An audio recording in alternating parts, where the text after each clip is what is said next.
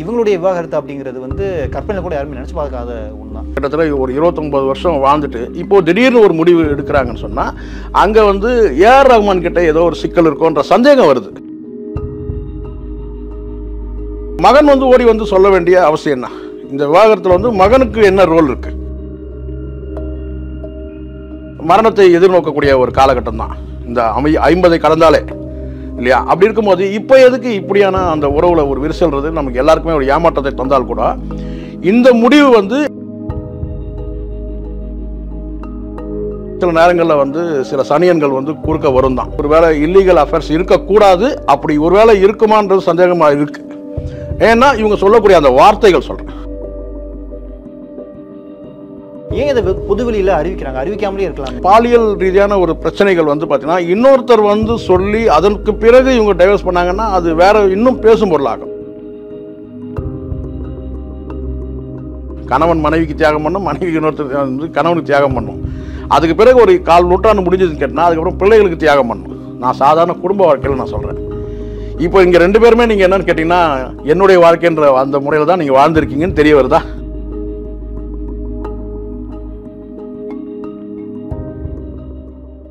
Sir வணக்கம். வணக்கம். யாருமே எதிர்பார்க்காத செய்திகள் வந்து திடீர்னு நம்ம இண்டஸ்ட்ரியிலேருந்து வந்துட்டு இருக்கு. அந்த வகையில் நேற்று இரவு திடீர்னு வந்து ஏஆர் ரஹ்மான், சாய்ரா பானு அவங்களுடைய விவாகரத்து செய்தி பூதாகரமாக பரவ ஆரம்பிக்குது. இது யாருமே எதிர்பார்க்காத ஒரு செய்தி தான். ஏன்னா இந்த வருஷம் நம்ம ஆரம்பத்தில் நம்ம எடுத்துக்கிறோம் அப்படின்னா திடீர்னு பிரபலங்கள் தங்களுடைய விவாகரத்தை ஓப்பனாகவே அறிவிக்கிறாங்க. ஆனால் இவங்களுடைய விவாகரத்து அப்படிங்கிறது வந்து கற்பனை கூட யாருமே நினச்சி பார்க்காத ஒன்று தான். திடீர்னு இப்படி அறிவிக்கிறதுக்கு என்ன காரணம்? இந்த விவாகரத்து என்பதே வந்து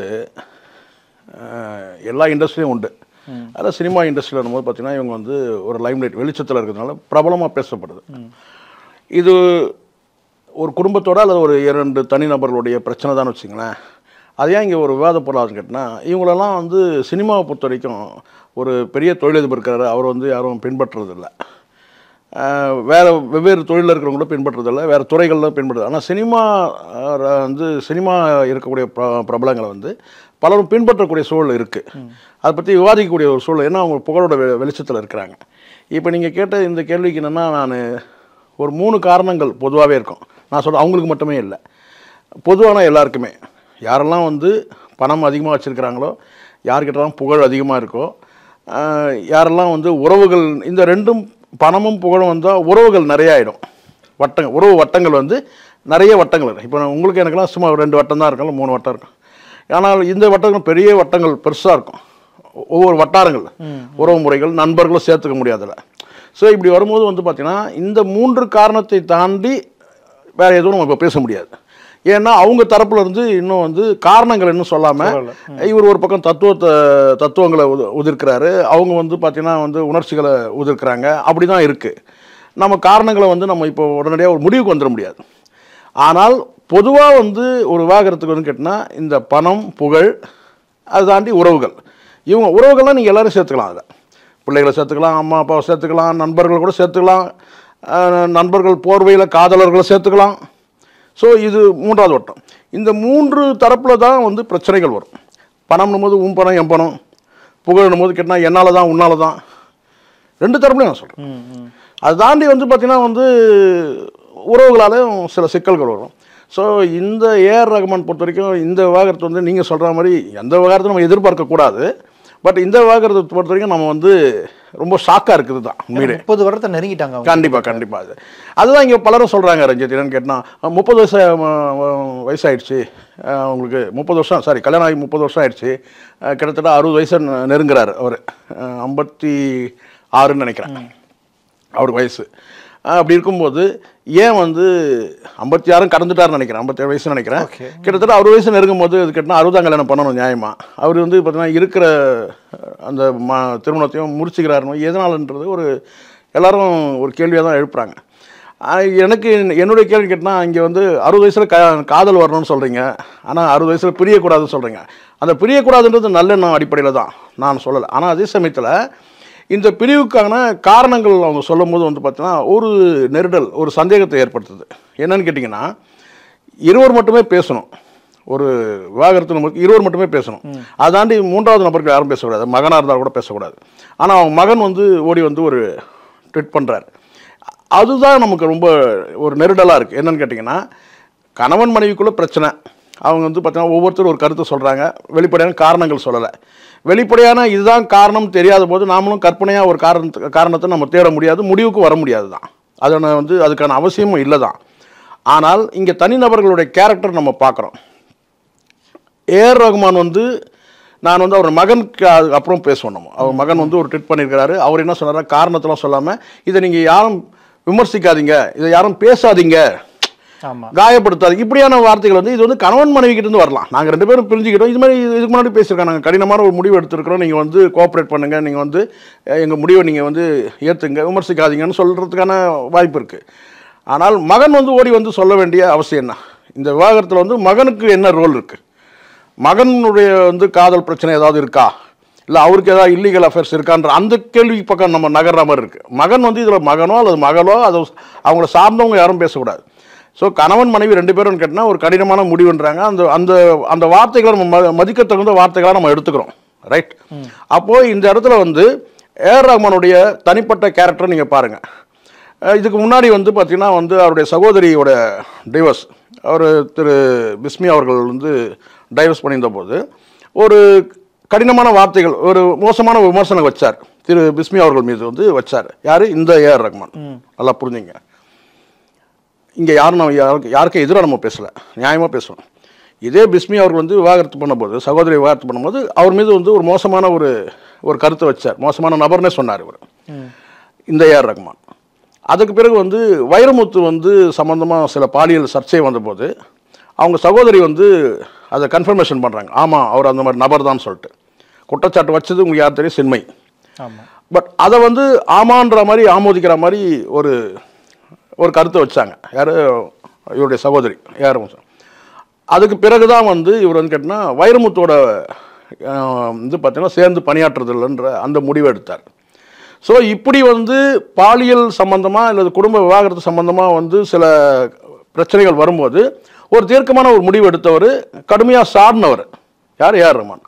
அப்போ அவர் எப்படி இந்த மாதிரியான ஒரு விவாகரத்து முடிவுக்கு வராருன்றது ஒரு கேள்வி ஒன்று. ரெண்டாவது வந்து இது வந்து அரேஞ்சு மேரேஜ், லவ் மேரேஜ் கிடையாது. ஓகே. அப்போது அரேஞ்சு மேரேஜ் போது கேட்டால் அந்தம்மா தான் முதல்ல தெரிவிக்கிறாங்க. நல்லா கவனிங்க இங்கே ரஞ்சித், ஃபஸ்ட்டு யார் தெரிவிக்கிறாங்கன்னா முதல் வந்து கேட்டால் சாய்ரா பானு தான் தெரிவிக்கிறாங்க, நாங்கள் பிரியர் தான் முடிவு எடுத்துருக்கோன்னு சொல்லிட்டு. அப்போது ஒரு இடத்துல யார் வந்து என்னுடைய பார்வை அது சரியாக இருக்கலாம், அது தவறாக இருக்கலாம், கடந்த காலத்தில் நீங்கள் கூட பண்ணணும், யார் வந்து வேகமாக ஓடி வந்து நான் வந்து விவாகரத்து பண்ணுறேன்னு சொல்கிறாங்க போது அந்த சொல்லக்கூடிய அந்த முதல் வந்து சொல்கிறது ஒன்று, அதுக்கு பிறகு அந்த வார்த்தையில் அவங்க வந்து அந்த விவாகரத்து சம்பந்தமாக பேசக்கூடிய அந்த வார்த்தை இருக்குது, சொல்லக்கூடிய வார்த்தை இருக்குது இல்லையா, அந்த வார்த்தையில் வந்து பார்த்திங்கன்னா வந்து ஒரு உருக்கம் காணப்படுது, ஒரு கவலை, ஒரு அழுகை, ஒரு கண்ணீர் அதில் காணப்படுது. யாருது? நான் சாய்ரா பானுடைய ஸ்டேட்மெண்ட்டில். ஸோ அப்படி இருக்கும்போது வந்து பார்த்திங்கன்னா ஒருபோதும் வந்து இல்லீகல் அஃபேர்ஸ்ன்ற அந்த பாயிண்ட்டுக்கு நான் போகவே முடியல, யாருமே போக முடியல சாய்ரா பானு விஷயத்தில். பட் இவர் விஷயத்தில் நீங்கள் பார்த்தீங்கன்னா 2 சம்பவம் நான் உங்களுக்கு சொல்லியிருக்கிறேன். இவர் வந்து கடுமையாக எதிர்த்துருக்கிறார். அப்படி இருக்கும்போது கேட்டால் ஏஆர் ரஹ்மான் மீது நமக்கு மிகுந்த மரியாதை இருக்குது. அப்போது அடிப்படையில் வந்து கேட்டிங்கன்னா இது ஒரு வேளை காலம் இவங்களை ஒரு வேளை வந்து வேறு திசைக்கு கொண்டு போயிடுச்சோ ஒரு வேளை அப்படின்ற ஒரு சந்தேகம் இருக்குது. ஏன் அந்த சந்தேகம் வருது அப்படின்னு கேட்டிங்கன்னா இவங்க 2 பேரும் சொல்லக்கூடிய ஸ்டேட்மெண்ட்டு தான். அவங்க உணர்ச்சி வசப்பட்டு உணர்ச்சி மயமாக பேசுகிறாங்க, கண்ணாடி உடஞ்சிடுச்சு, பாத்திரம் விழுந்துடுச்சு, அது இப்படி தான் பேசுகிறாங்க, சரிங்களா, இதயம் நொறுங்கிடுச்சு, கடினமான முடிவு அப்படிலாம் சொல்கிறாங்க. இவர் வந்து பார்த்திங்கன்னா வந்து ஒரு தத்துவார்த்தமாக வந்து அரண்மனை வந்து சிம்மாசனம் உடஞ்சிடுச்சு, இப்படி தான் சொல்கிறாங்க. ஸோ இப்போ இங்கே 2 பேருக்கு தாண்டி 3வது நபர் வந்து அவருடைய மகன் வந்து பேசுகிறது என்னன்னு கேட்டிங்கன்னா இவங்க சொல்லக்கூடிய அந்த கடைசியாக சொல்லக்கூடிய நீங்கள் இதை வந்து ஒத்துழைப்பு கொடுங்க, இந்த விவாகரத்து ஒத்துழைப்பு கொடுங்க, இதை பெருசாக விமர்சிக்காதீங்கன்றது தான் நேரடியாக நம்ம மறைமுகமாக சொல்கிறாங்க. இதை அவங்க மகனும் ஓடி வந்து சொல்கிறார். அப்போ என்னன்னு கேட்டிங்கன்னா இதில் வந்து எங்களுடைய குடும்ப கௌரவம் ஒன்று இருக்குது அப்படின்னு சொல்கிற மாதிரி இருக்குது.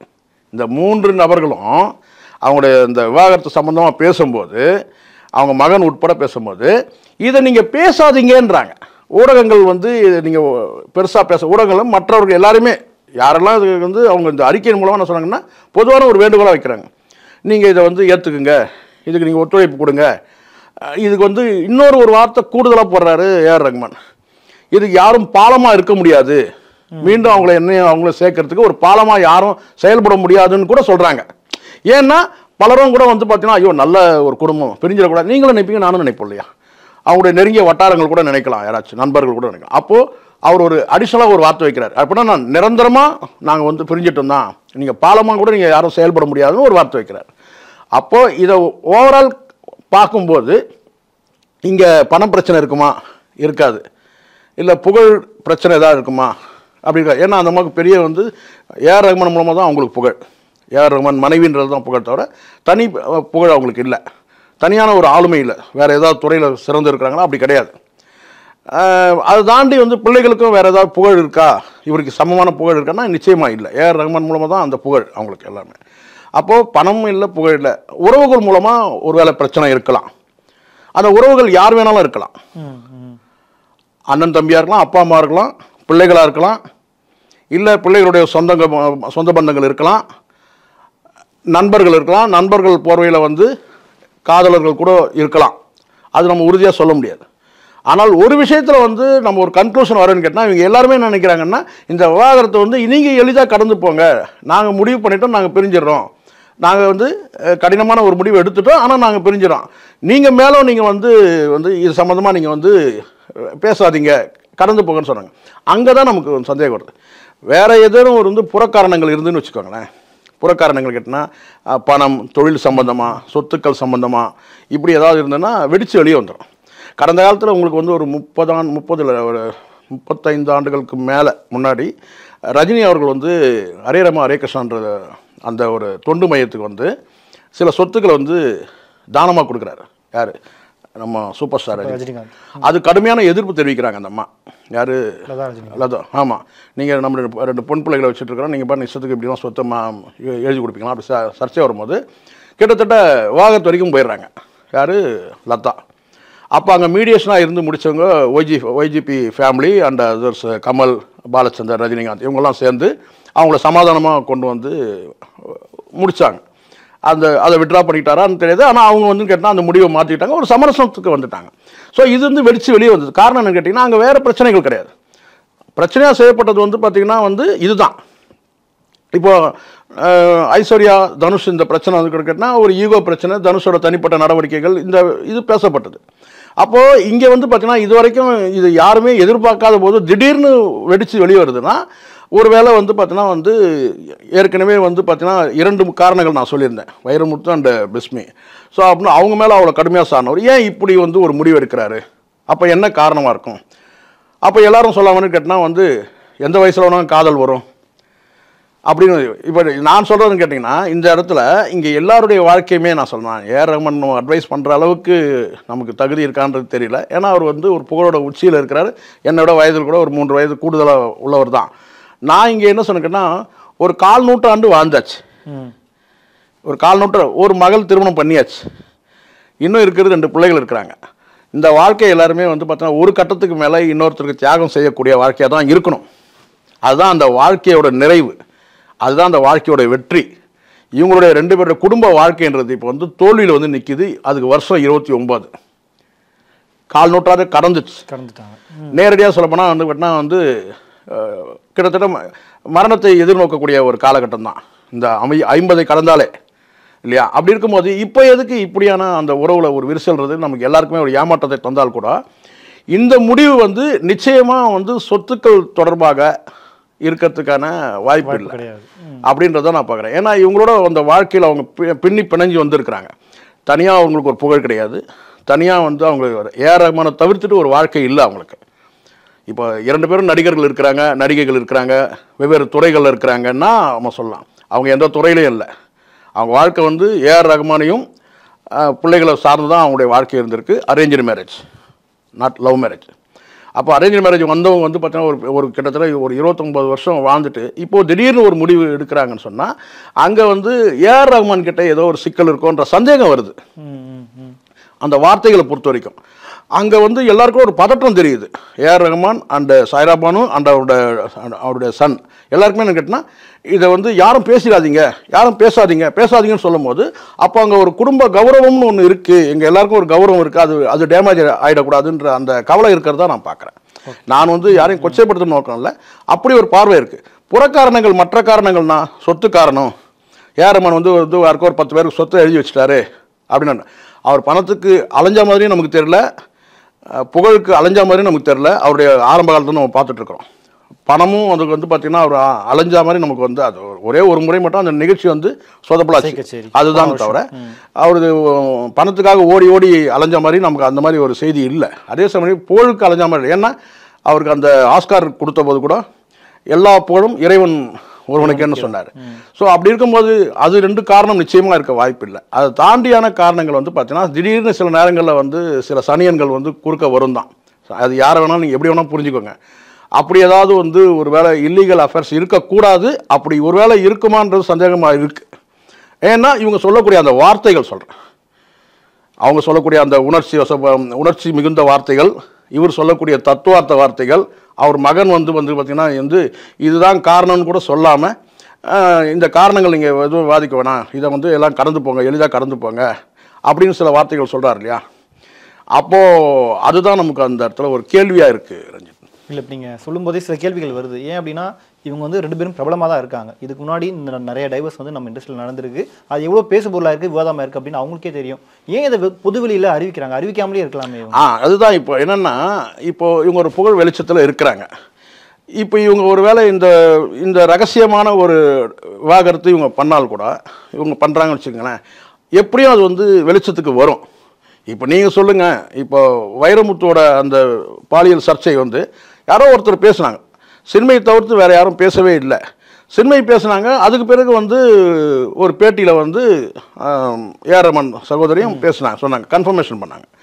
ஸோ வந்து பார்த்தீங்கன்னா வந்து அவருக்கு வந்து பார்த்தீங்கன்னா அவருடைய வந்து பார்த்தீங்கன்னா வாழ்க்கையை விமர்சனத்துக்கு உள்ளாயிடுச்சு யார் வைரமுத்து. ஸோ இந்த மாதிரி வந்து ஒரு பாலியல் ரீதியான ஒரு பிரச்சனைகள் வந்து பார்த்தீங்கன்னா இன்னொருத்தர் வந்து சொல்லி அதற்கு பிறகு இவங்க டைவர்ஸ் பண்ணாங்கன்னா அது வேற இன்னும் பேசும் பொருளாகும். இப்போ வந்து பிரியணும்னு ஒரு முடிவு எடுத்தாச்சு, எப்படி இருந்தாலும் தெரியதான் போகுது.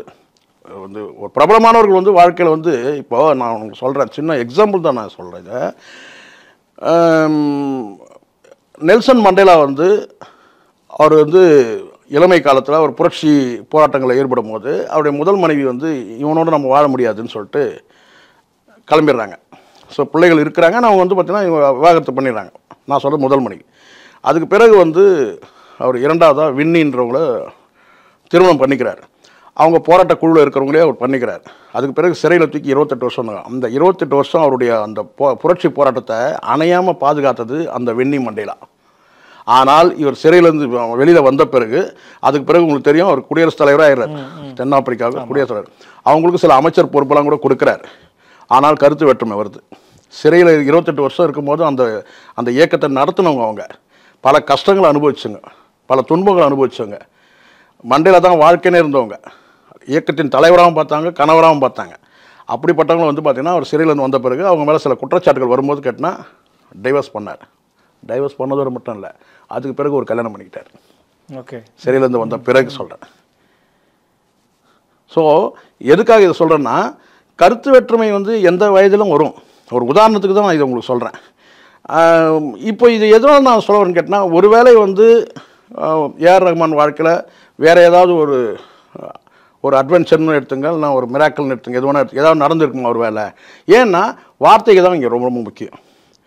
அவங்க சொல்லக்கூடிய வார்த்தைகளை நீங்கள் ஒரு அருமையான ஒரு வார்த்தை கேட்டீங்க. என்னன்னு கேட்டிங்கன்னா, இதை ஏன் வந்து அவங்க பொது வெளியில் வெளியிடணும், வெளியிடாமே இருக்கலாமே. கரெக்ட். ஆனால் வெளியிடாமல் இருந்து ஒரு செய்தி கசிஞ்சதுன்னா பல தகவல்கள் வெளியாகக்கூடும். ஓகே, பல சந்தேகங்கள் இல்லாத விஷயங்கள்லாம் விவாதிக்கப்படும். ஒரு பிளைண்டாக சில பேர் சில கருத்துக்கள் பேசுவாங்க.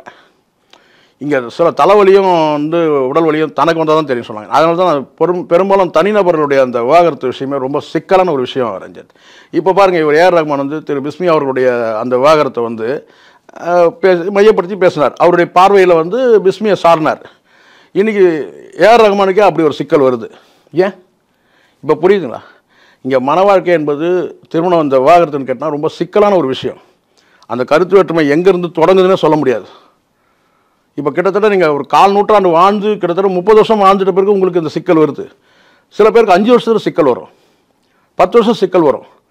ஆனால் இங்கே என்ன சிக்கல்னா, இவங்களுக்கு 4 நூற்றாண்டு முடிஞ்ச பிறகு இந்த வாழ்க்கை வந்து என்ன கேட்டால் இந்த வாழ்க்கையை இன்னொருத்தருக்கு தியாகம் பண்ணுறது தான். கணவன் மனைவிக்கு தியாகம் பண்ணணும், மனைவிக்கு இன்னொருத்தருக்கு வந்து கணவனுக்கு தியாகம் பண்ணணும்.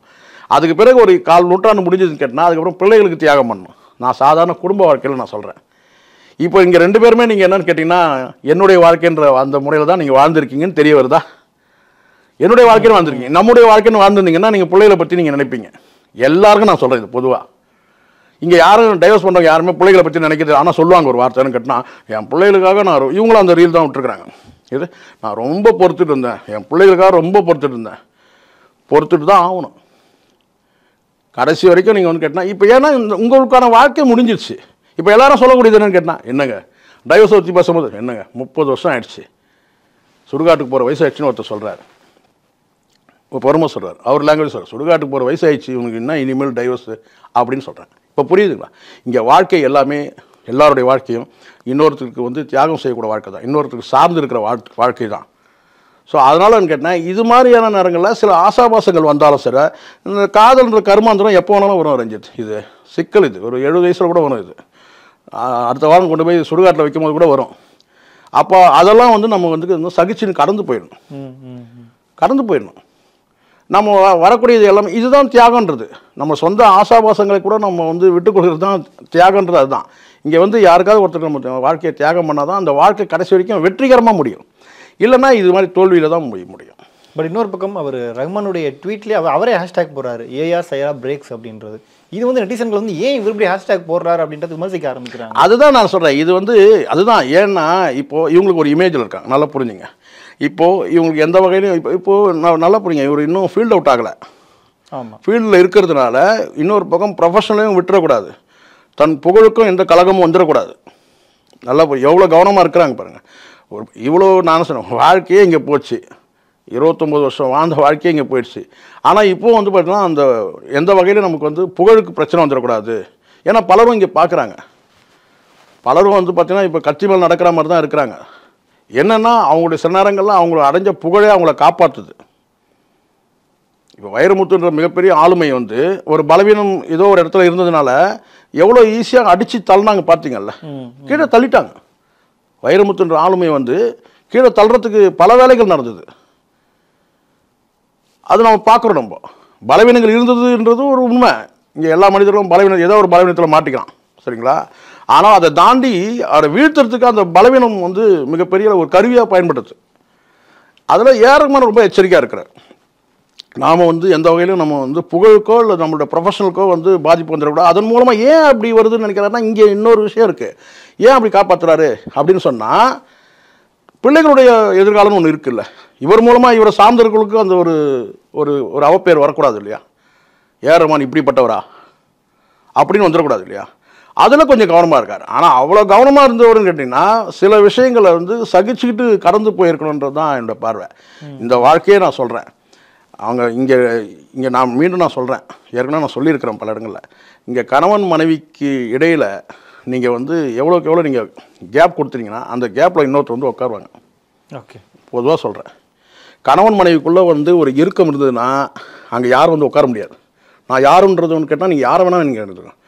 2 தரப்பில் இருக்கிற அம்மா அப்பாவும் சரி, கணவன் மனைவிக்குள்ளே இருக்கிற இந்த அம்மா அப்பாக்கள், அண்ணன் தம்பிகள், மாமான் மைத்துனர்கள், இந்த கல்யாண பத்திரிகைலாம் போடுவாங்க பாருங்கள், இந்த உறவினர்கள் கொடுத்து இந்த கிராமங்களில் பார்த்துருப்பீங்க, ஒன்று விட்ட அண்ணன், ஒன்று விட்ட தம்பி, இப்படியெல்லாம் போடுவானுங்க.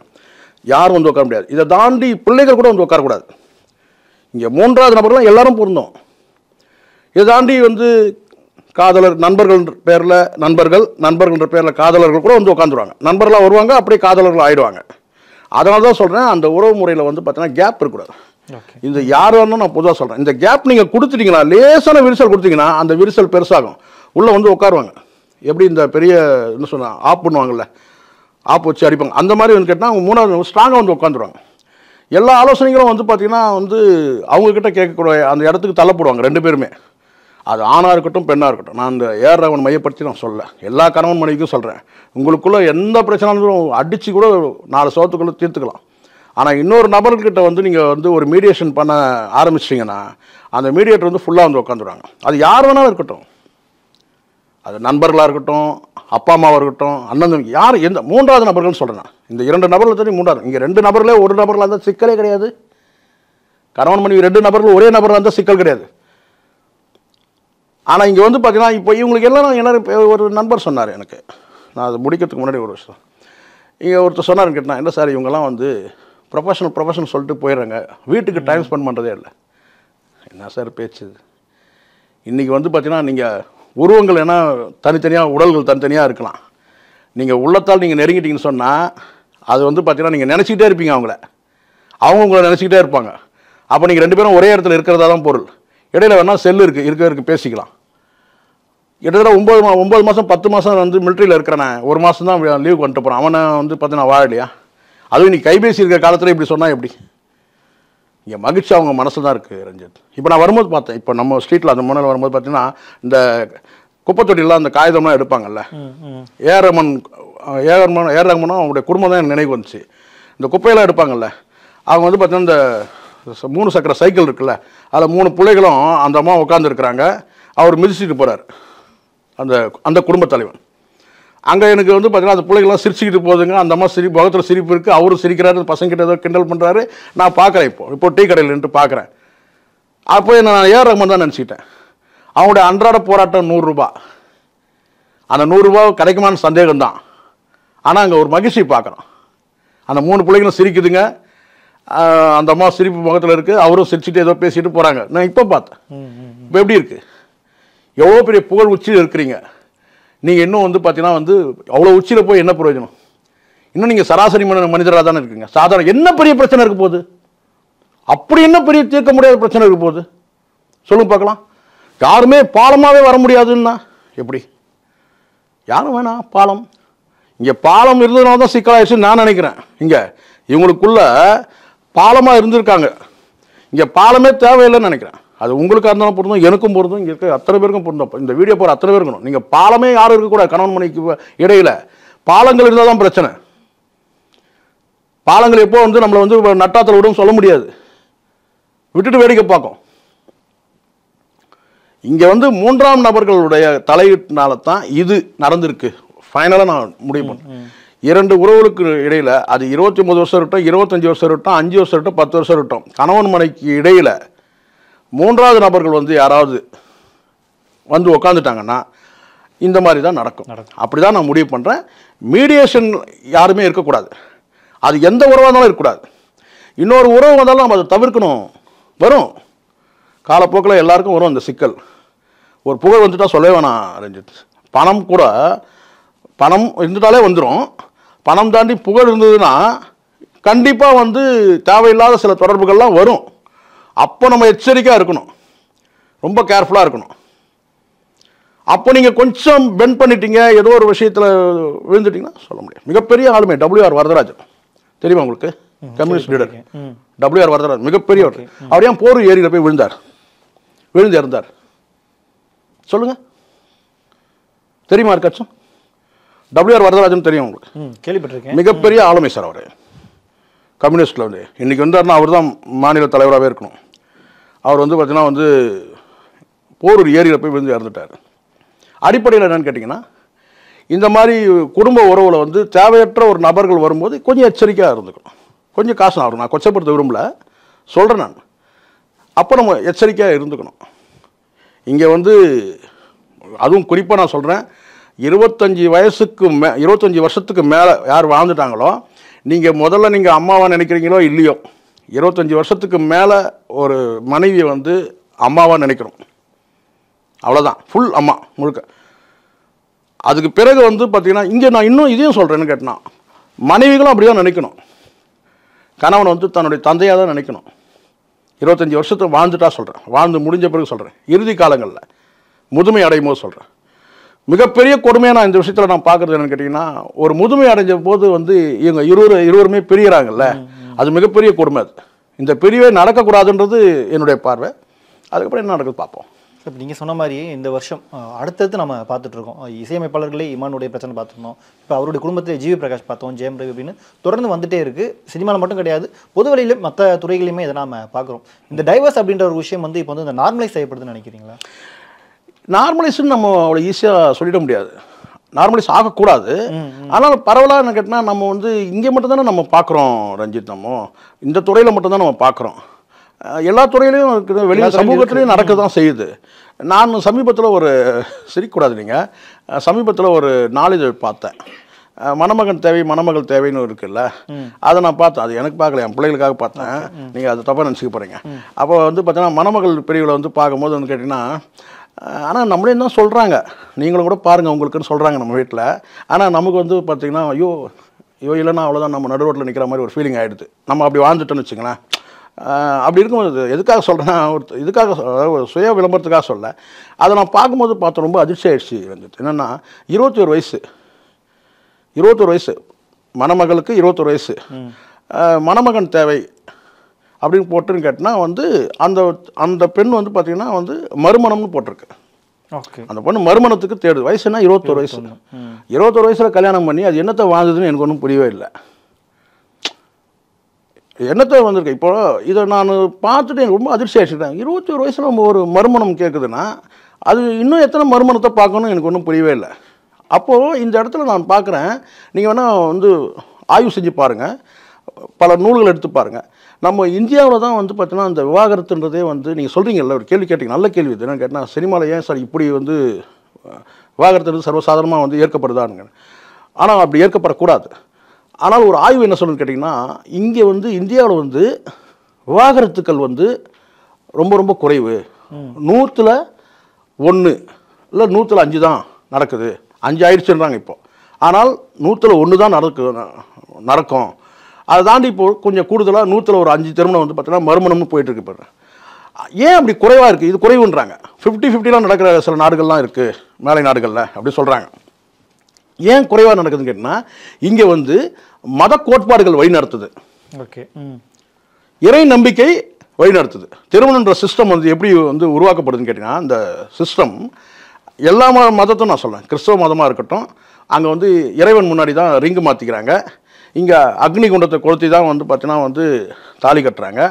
அங்கேயும் வந்து பார்த்தீங்கன்னா வந்து குரான் வாசிக்கப்பட்டு தான் உங்களுக்கு வந்து அந்த திருமணங்கள் நடக்கப்படுது. அப்போது இங்கே மத கோட்பாடுகளாலும் இறைவன் நம்பிக்கையாலும் இங்கே வந்து திருமணங்கள் நடத்தப்படுது. அதனால் வந்து குறைவாக நடக்குதுன்னு சொல்கிறாங்க. நல்லா புரிஞ்சுங்க, குறைவாக நடக்கிறதுக்கு காரணம் அதுதான், மற்ற நாடுகளில் அப்படி கிடையாது அப்படின்னு ஒரு பார்வை வந்து வைக்கப்படுது. இப்போ நான் இங்கே என்ன சொல்கிறேன்னு கேட்டிங்கன்னா, இதை தாண்டி இப்போ வந்து திருமணங்கள் வந்து விவாகரத்தில் முடியும் போது அங்கே எந்த அக்னியும் இல்லை, எந்த குரானும் இல்லை, எந்த பைபிளும் இல்லை. பிரியும் போது அதை பற்றி யாரும் கவலைப்படுறதே இல்லை. இது வந்து ஒரு வகையான என்னென்னு கேட்டால் வருத்தம் அளிக்குது எனக்கு. இதில் உங்களுக்கு நம்பிக்கை இருக்குது, எனக்கு நம்பிக்கை இருந்ததுலாம் வேறு விஷயம். ஆனால் பொதுவாக திருமணங்கள் வந்து பார்த்தீங்கன்னா இல்லை, இதை தாண்டி சில புரட்சிகரமான சமூக நீதி அடிப்படை சில திருமணங்கள் கூட நடக்குது. அங்கேயும் வந்து பார்த்தீங்கன்னா ஒரு மூத்தவங்க தான் வந்து தாலி எடுத்து கொடுத்து ஒரு ஆசீர்வாதத்தில் தான் நடக்குது. அப்போது கல்யாணம் பண்ணிக்கணும் போது பார்த்தீங்கன்னா இவ்வளோ தேவைப்படுது, விவாகரத்துனா எதுவுமே தேவைப்படலை. அந்த வகையில் வந்து பார்த்திங்கன்னா நம்ம வந்து கொஞ்சம் நம்ம திருப்தி அடையலாம். என்னென்னு கேட்டால் 100ல் ஒரு 5% வந்து ஃபெயிலியர் ஆகுது. அதுக்கும் கூட இங்கே நீதிமன்றத்தில் அவ்வளோ ஈஸியாக வந்து முடிச்சிருதில்ல. இப்போ உடனுக்குடன் வந்து டிவோர்ஸ்ன்னு சொன்னால் கியூவில் நிற்பாங்க, அப்படி ஆயிடுச்சு. அங்கே 1 வருஷ காலம் அவகாசம் இருக்குது, பல நிபந்தனைகள் இருக்குது, ஒரு கட்டுப்பாடுகள் இருக்குது, அதனால் கூட குறைவாக இருக்கலாம். ஆனால் எப்படி இருந்தாலும் கேட்டால் இங்கே வந்து நான் ஒரு விஷயம் சொல்கிறேன், இங்கே மத கோட்பாடுகள் இறை நம்பிக்கை இதெல்லாம் வழி நடத்துறதுனால, இந்த சிஸ்டத்துக்குள்ளே திருமணம் நடக்கிறதுனால இங்கே பாதி பேர் வந்து வாழ்ந்துட்டுருக்கிறான், பாதி பேர் வாழற மாதிரி நடிச்சிட்ருக்கிறான். அப்போது இந்த இடத்துல வந்து பார்த்திங்கன்னா அந்த சிஸ்டம், திருமண சிஸ்டம் வந்து பார்த்திங்கன்னா அவனை வந்து கட்டாயமாக வாழ வைக்குது. ஒரு பாதி பேர் வாழறான், அல்ல பாதி பேர் வாழற மாதிரி நடிக்கிறான். காரணம் என்னன்னு கேட்டிங்கன்னா, இந்த திருமண சிஸ்டம் இருக்குது. நாளைக்கு ஒரு காலத்தில் வந்து பார்த்திங்கன்னா வந்து அந்த இந்த பிள்ளைகளுக்காக இந்த வாழ்க்கையை வாழும்போது கடைசி எனக்கு தெரிஞ்சு ஒரு 10 வருஷம் கணவன் மனைவி பிரிஞ்சிருந்தாங்க திருமணமாகி. அந்த 10 வருஷத்துக்கு அப்புறம் வந்து பார்த்திங்கன்னா அவங்களுக்குள்ள ஒரு சமாதானம் ஏற்பட்டு சேர்ந்து வாழும்போது வந்து பார்த்திங்கன்னா ரொம்ப தாமதமாக பிள்ளைகள், ஒரு 10 வருஷம் கழிச்சு தான் பிள்ளைகள் பிறக்கிறாங்க. அவர் வந்து வயது மூப்பில் தான் வந்து பார்த்திங்கன்னா அவர் ஒரு 60 வயசில் இருக்கும்போது பார்த்திங்கன்னா பிள்ளைகள்லாம் வந்து பார்த்திங்கன்னா அப்போ தான் படித்து மேலோங்கி வந்துட்டு இருக்கும்போது அவர் இறந்துடுறாரு. அப்போ கடைசி காலத்தில் அவர் வந்து பார்த்தீங்கன்னா உடம்பு முடியாத ரொம்ப ஃபீல் பண்ணார். நான் ஒரு 10 வருஷத்தை வேஸ்ட் பண்ணிட்டேன்னு சொன்னார். எங்கிட்டே சொன்னார், 10 வருஷம் தேவையில்லாமல் எதுக்கு தான் நாங்கள் பிரிஞ்சிருந்தோன்னே தெரியல எங்களுக்குள்ள. அது கொஞ்சம் சேர்த்து வச்சுருந்துருக்கலாம் அப்போவே. 10 வருஷம் கழித்து எப்படியோ அவங்க சேர்றாங்க, ஒரு சமாதான உடன்படிக்கையில் சேர்றாங்க. ஆனால் 10 வருஷம் வேஸ்ட் பண்ணுன்னு சொன்னார் என்கிட்ட. அதனால் இங்கே வந்து வாழ்கிற காலில் வந்து பார்த்திங்கன்னா இங்கே கருத்து வேற்றுமைகள் வரதான் செய்யும், நிச்சயமாக வரும், உங்களுக்கு வரும். எல்லா குடும்பத்தில் எல்லா தனி மனிதர்களுக்கும் இங்கே தனித்தனியாக அறிவு இருக்கும்போது கருத்து வேற்றுமை, ஆனால் அது பேசி களையப்படுறோம். கூடுமான வரைக்கும் நீங்கள் வந்து ஒரு அன்பின் மிகுதியாக நீங்கள் இருந்தீங்கன்னா அந்த கருத்து வேற்றுமையில சின்னதாகிடும். அதனால தான் அவருக்கு கங்கையம்மன் சொன்னார் ஒரு வார்த்தை, ஒரு பாடலில், நல்ல பாடல் அது. என்ன சொன்னார்னா, ஒரு சீரியல் சாங் அது, அதில் அவர் சொல்லியிருந்தாருன்னு கேட்டிங்கன்னா வந்து, கணவன் மனைவி கருத்தால் அமைந்தால் கட்டில் என்பது சின்ன விஷயம்னு சொன்னார். ஓகே, கணவன் மனைவி கருத்தால் அமைந்தால் கட்டில் என்பது சின்ன விஷயம். ஸோ அதனால் வந்து கேட்டிங்கன்னா இங்கே வந்து சந்தேகத்தால் பிரிஞ்ச போனவங்களும் நிறைய பேர் இருக்கிறாங்க. ஒரு பழைய படம் சரியாக ஞாபகம் இல்லை, சிவகுமார் படம், சந்தேகக்கோடு சந்தோஷக்கேடு, இதை அறிந்தவர் வீடு, இதை அறியாதவர் வீடு துன்பம் விளைந்தரும் காடுன்னு சொல்லிட்டு, சந்தேகக்கோடு சந்தோஷக்கேடு, இது மறந்தவர் வீடு துன்பம் விளைந்திடும் காடு அப்படின்னு சொல்லியிருக்கிறாரு. ஸோ இதெல்லாம் நமக்கு வந்து நம்ம மூத்தவங்க நிறைய நமக்கு பாடங்களை சொல்லி கொடுத்துருப்பாருக்காங்க. ஏஆர் ரஹ்மான் ரீகன்சிடர் பண்ணணும்னு நினைக்கிறேன். பாலங்கள் வந்து இங்கே தேவையே இல்லை, நானும் சொல்கிறேன், அவருடைய மாநில சொல்கிறேன், பாலங்கள் அவசியமே இல்லை.